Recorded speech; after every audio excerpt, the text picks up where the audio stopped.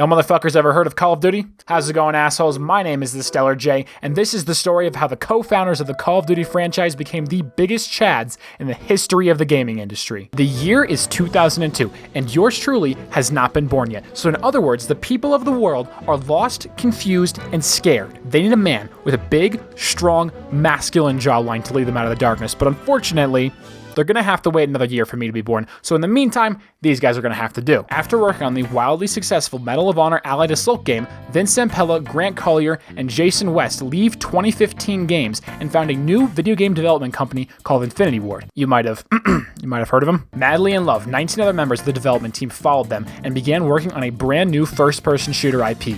Call of Duty. This incredibly strong team of developers quickly caught the attention of industry giant Activision,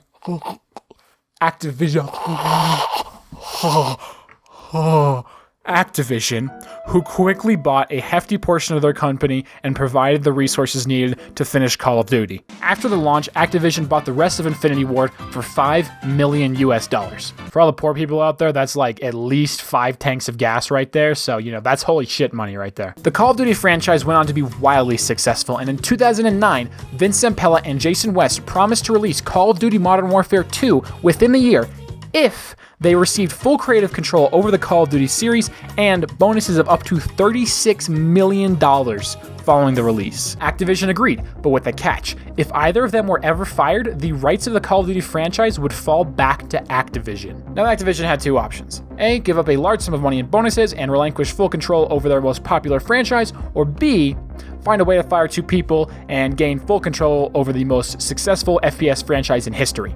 Ladies and gentlemen, please divert your attention to the pinned comment below. There is a straw poll where you can cast your vote for what you think they picked. And yeah, that was a pretty obvious choice for Activision there. Okay, it's just a funny thing that I found. So it obviously wouldn't have been good for PR if the public found out that Activision was trying to fire their lead developers. So the executives at Activision called their plan Project Icebreaker. Project Icebreaker is what they called this in their emails to each other. These emails were revealed in court. Like, they actually called it that. Only at a fucking video game company, man. Operation Icebreaker involved hacking into Vince and West's emails, phones, and computers and spying on them. Activision even went as far as placing armed security guards around the offices of Infinity Ward. Like, this actually happened. Like, people testified to this in court. I love imagining some old-ass fucking judge listening to people testify about Operation Icebreaker, like a fucking James Bond movie, man. Only in the video game industry. Anyways, Modern Warfare 2 turned out to be an enormous success. It grossed over $310 million in its first day upon release, and it is still regarded to this day as one of, if not the best game in the Call of Duty series. Vince and West's names rose to infamy in the gaming industry and in our hearts. Aw, I love you, Vince. Unfortunately, however, the success was short-lived. A few months later, they were fired, told they could not return to their offices, speak to former colleagues, and would not be receiving their bonuses. Vince and Jason were obviously fucking furious, and this is the part where they go from iconic game developers to fucking alpha chads. Only 2 days later, these motherfuckers filed suits against Activision for $36 million in regards to their unpaid bonuses. Bunch of legal bullshit later, and after some poor, like probably 80-year-old judge had to listen to a bunch of video game nerds yell at each other, Activision came to the decision to pay Vince and Jason not $36 million, but $42 million. However, 2 days before the trial, Activision approached Vince and West out of court and offered them an undisclosed amount of money to settle everything off the public record, and they accepted. We don't know how much that was, but it's probably safe to assume it was more than $42 million.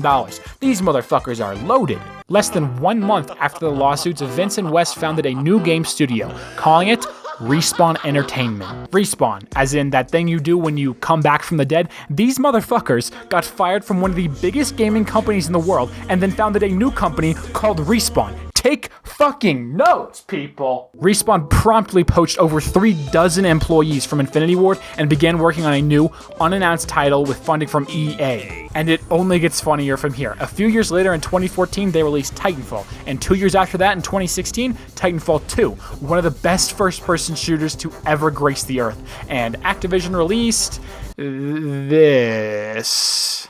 While Call of Duty fell into a void of redundancy and subpar gameplay, Respawn created a fucking theme park of perfectly implemented movement, shooting, and storytelling. Buy this game now. And although Titanfall 2 may not have been able to outsell the big shot titles of the year, the reviews and active player base speak for themselves. Oh yeah, and also Vince and Jason sold Respawn to Activision's biggest competitor, EA, for over $150 million in cash. Anyways, bye!